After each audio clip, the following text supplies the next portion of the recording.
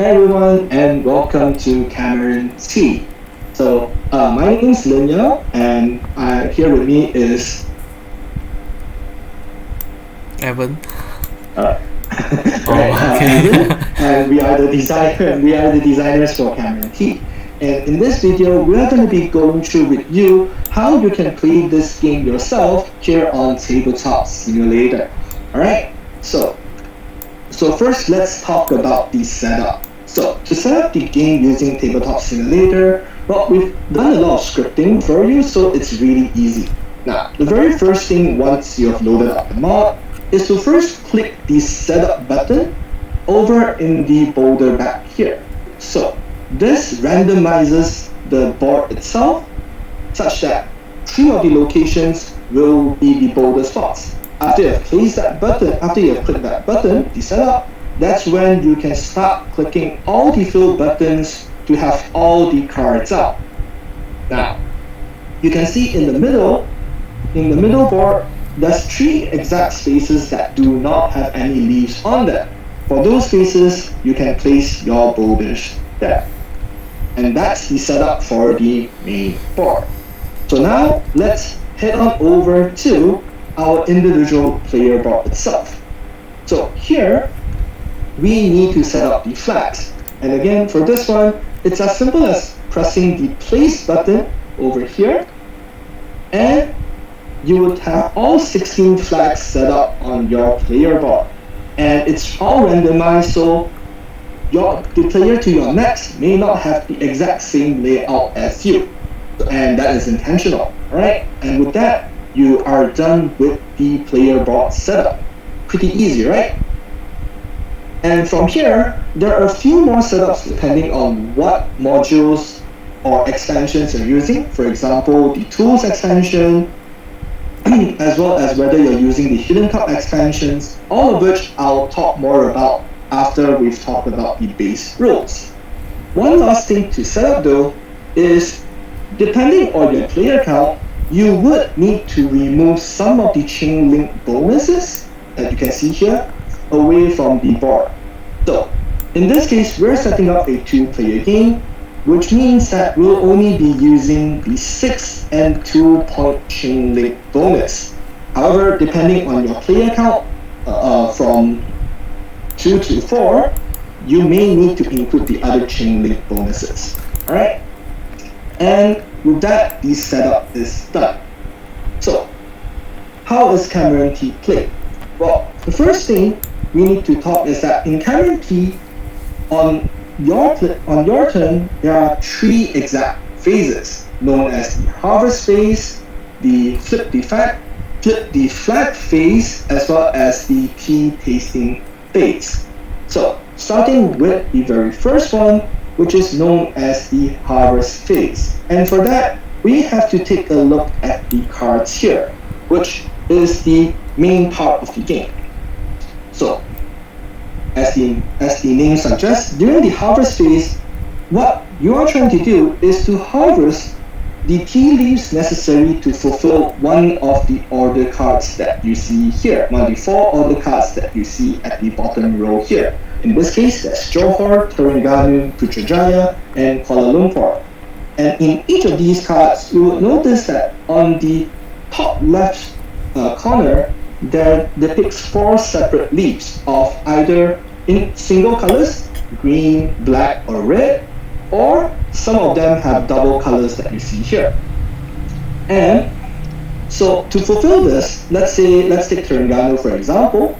To fulfill for Terengganu, we would need to have 4 black tea leaves, whereas for Putrajaya, we would need to have 3 red tea leaves plus 1 of either green or black of your choice. Alright, and how can we collect these leaves? Well, that's where we need to use the harvest cards above here. So, on your turn, the first thing you do is identify which card you would try to fulfill, and choose a harvest card. And let's say I've chosen let's see from the board here. Let's say I have chosen this one. Alright? So you can see from this harvest card, there are 4 baskets, which corresponds to the grid here. And once you have chosen a harvest card, imagine that you are overlaying this basket onto the grid. In this case, it's sort of a T pattern, or half of a plus pattern, right? And you can see here, if I overlay this pattern onto these 4 slots, then I have the necessary tea leaves to fulfill for Kuala Lumpur, which requires 3 greens and 1 of red or black. So, in this case, this harvest card allows me to do Kuala Lumpur. So, let's say I have decided to do that, then the first thing I do is I take this card out, and I'll take these 2 cards out, and I'll remove the 4 leaves from the main board as follows. Oops, sorry, wrong one. It's this one. Alright, and the next thing I will do then is to place the Kuala Lumpur order card onto my player board itself, next to my player board. And that concludes with the harvest step. Now, moving on to the second step is known as the flip the flag step. So in this case, you would notice that on my player board here, over here, you would notice that I have the flag Kuala Lumpur at the corner here. And once I've collected this Kuala Lumpur card, I would then flip my flag over, the KL flag over. And this step is done by everyone else as well. So everyone would flip their Kuala Lumpur flag over, no matter where it is. So in Evan's case, it's at the bottom left corner for him, so that's where he flips it. Right? So that's part of the flip the flag phase. Now, from there, we would move into tea tasting, and this is where we would head back over to the main center of the board, and we take a look at what leaves has been removed from the board. Now, in a 3 or 4 player game, this is where, starting from the active player and going clockwise, each of us is going to select one of the leaves here and place it onto our teacup at the above our board over here. So let's say in this case I've chosen the green leaf. Alright. However, in a 2-player game, there is a little bit of setup, a difference in this step, where you would only get to collect the top 2 leaves of the order card itself. In this case, the only leaves available for us to pick from are the one green leaf as well as one, well, in this case, the red tea leaf. So, in this case, since I was the active player, I would pick one, and the other would be given to Evan over there. Now, since given that this is the TTS mod, what we would recommend you to do instead is, instead of taking the leaves here directly, you just draw the corresponding one from the bag, and you return the one on the board here, this one, back into the deck. Alright, so in this case, I've taken a red leaf from the board, from the center bag. Evan has taken a green leaf from the center bag, and we return these cards back into the deck, which would be shuffled for later, as well as these 2 that we have not used.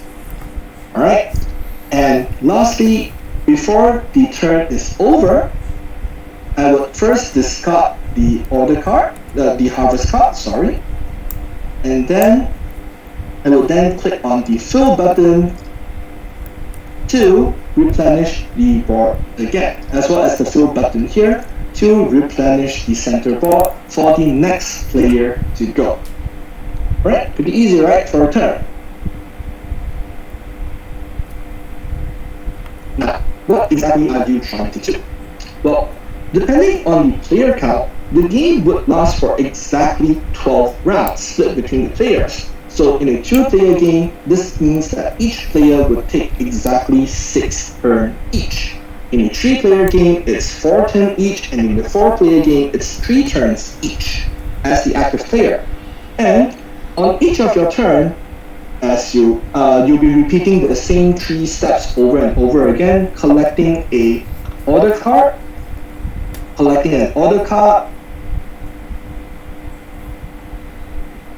and stepping over your flags. So in this case, I'm just gonna take, let's say, these 5 for example, and let's say we're sometime into the game and I flip over these flags. Of course, Evan on the other side would have definitely flipped over his as well. So let's say on his cards, he has flipped over Penang, Kelantan, Perlis, and etc. So these are the flags that are already flipped. Now, let's say that we're at the end game, right? So by the end game, before the end game, as we're flipping the flags over, you would notice that at some point you would make what we call a chain link, which is the equivalent of bingo lines in the game Bingo. So in this case, one of them would be this diagonal line over here. So that is considered as a chain link. Alright? So this is pretty important because the moment where you're able to fulfill 3 chain links, for example, in this case, let's say I've successfully flipped over Sabah, no matter whose turn it is, then I would shout Cameron T. Right? So, yeah, Cameron T. Right? To signify to everyone else that I have successfully made at least 3 chain links, which means that the chain link bonus will be distributed this turn itself. So, since I've shouted Cameron T in this case, then at the end of this turn, again, no matter who the active player is, everyone is going to compare how many chain links have they completed. And whoever has completed the most chain link at that point is going to get the higher of the chain link bonus over here. So in this case, in a 2-player game, it's the 6.1. It's a 6-point TD, and let's say Evan completed his 1 turn later, he's going to get the 2.1 later. Right. But what if multiple players are... Okay, we would first compare... What if, let's say, I completed 4 chain links and Evan did 3? In that case, my 4 is going to overpower his 3, so I am still going to get the higher 0.1. But let's say if both players are tied, let's say I have 3 and he has 3, in that case, the first thing we look at is how many of these special spaces that are slightly off-white color, like there's 4 in each board, these 4, how many of them are flipped over on your individual board? In this case, let's say I flip over 3 of them. Let's say I have 2 of them flip over, right? These 2, and Evan has 3 of them flip over. In that case, he breaks majority. All right. If let's say that both of us are still tied, in that case, then we go in clockwise order, starting from whoever is the active player. All right. That's how we break the tie for the chain link bonus. So, and with that, we're going to continue playing until, as I mentioned, 12 rounds have been completed, and which means that by that time, your board should only have 4 more flags opened up. Like, in this case, like this, maybe. So, at that point, we are going to go into final scoring. So, to score, it's pretty simple. The first thing you would want to take notice of is the cards themselves over here. You can see for each of the order cards, there exists a unique scoring rule. So, for example, for Kuala Lumpur, it looks at whichever leaves I have collected during the tea tasting portion of the game, in which case I should have 12, and gives me point depending on how many of the green I have collected. So if I've collected, let's say 5, let's say over the course of the game I've collected these. Let's say I've collected these, then I would have successfully fulfilled for Kuala Lumpur the 5 requirement, which would give me 6 points. And that I have done scoring for Kuala Lumpur. And the same goes for Putrajaya and etc. Now, you can see there are other goals as well. For example, for Johor, it requires pairs, 2 points for every pair of green and black tea leaves. And for something like Selangor, it's depending on whether I'm able to get 1 or 2 of the middle diagonal lines flip over. In this case, I only have 1, so it's 4 points. For the rest of the scoring, you can refer to the rulebook for an exact explanation of how they are scored. Alright, so you just tally up all of these points here, as well as any chain link bonus that you have, and for one last final part, is everyone is going to compare, starting from the green tea leaves and then from black and then to the red to the black, who has the most of that tea leaf type. So in this case, I have 5 green, 4 black, and 3 red. So if let's say I have the most green, then I would collect this green tea majority token, which is worth 6 victory points. Alright, and let's say if Evan has more black tea than me, he'll collect the black tea one. And if let's say both of us are tied, in that case the tie is friendly, everyone is going to get 6 points. I think. Alright, and you just tally up your scoring cards, your chain link bonus, as well as whichever majority you get, and whoever has the most points would win. And that's how you play Cameron Tea. Alright, however, as I've mentioned beforehand, we do have some expansions included for you to add on to help spice up the game if you want. So, the very first expansion that I'll be mentioning is the Hidden Tea Tasting expansion, which in TTS it's pretty simple. You just head on over before the game begins to this button over here and just click on it. Oops. Yep. I think it's working. Is it not? No, it's not working. Oops. Alright, it's not working, but supposedly when you click this button up, then it will create a hidden zone in each of the other players' area, such that you will only be able to see where your leaves, what your leaves are. So, like for example, from Evan's perspective, like now he should not be able to see my leaves. So this gives a hidden extract to the majority, so you can't be sure what other players have collected thus far unless you have really good memory. Alright, so that's one of the expansions you can add. Now, another expansion that you can add is known as the Tools expansion, which would make use of the 6 tools you see here. Now, this works differently for a 3 to 4 player game as compared to a 2 player game. So let's talk about the 3 and 4 player version first. For the 3 and 4 player version, the first thing you do is during setup, we're going to randomize, or starting from the last player, was it? Yeah, last player. Starting from the last player, in turn order, they are going to choose an item and place it somewhere here, right? Like this, right? Yeah.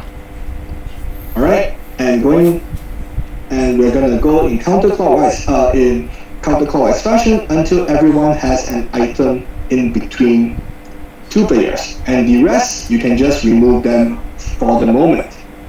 Alright, so how does the expansions work, the tools expansion work? Well, each tool actually provides a special ability that allows you to break the rule in some way, shape or form. For example, the shovel here allows you to push the boulder, and the contract allows you to refresh the order cards and etc. So all of these you can find by hovering over the tokens themselves, then it will show the ability, or you can refer to them in the rulebook. So to use them on your turn, you are, in addition to doing your action, you are also allowed to activate one of the tools that is reachable by you, and that means to your side. In this case, from my perspective, I can either use the shovel or the contract. So let's say I want to use the contract, which allows me to discard 2 order cards and refresh them. So I discard these 2, I'll put them to the bottom of the deck later, and then refill. Alright, so this is the order card. This is the contract done. After I've used the tool, I'm going to swap it with the other tool to my side, and that's it.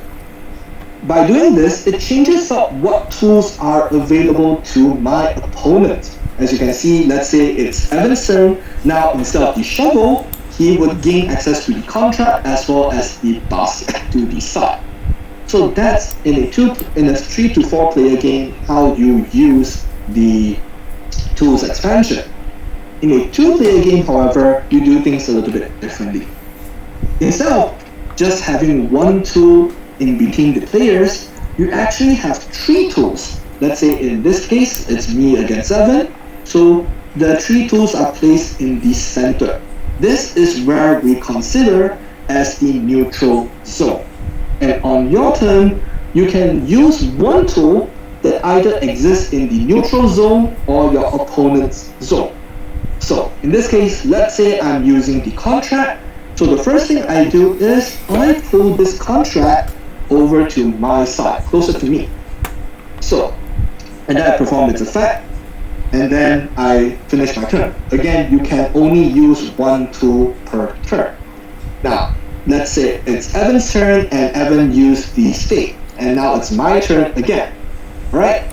Now, from my perspective, I can use, now the only options I have left is the basket, because it's in the neutral area, or the spade over there, because it's in my opponent's area. I can no longer use the contract until Evan has used it, because it's considered his opponent's area. At that point, it would head on over to his side, and then I have access to it. If at any point that all 3 tools are all on one side, whether it's his side or my side, then you just return all of them back to the center. Alright? And that is how you play with the tools expansion. You can have both expansion, both the secret key tasting expansion as well as the tool expansion in play if you want a more strategic game. But either way, the game finishes after 12 rounds and you just calculate your points as I have mentioned before. And that in total is how you play Cameron T. Hopefully, if you have any other questions, such as what powers or how to score the cards, the rulebook is over here, and hopefully it will provide a good explanation for how you can play. If not, you can just shoot up some questions over on Facebook, and yeah. So, anything else you'd like to add, Evan? I think that's all. Nothing for me to add. It's very good explanation. Alright, in that case, then hopefully you guys understood how the game is played, and in our next video, we are going to do a 2-player play session of this game. So until the next video, see you. Bye. Bye.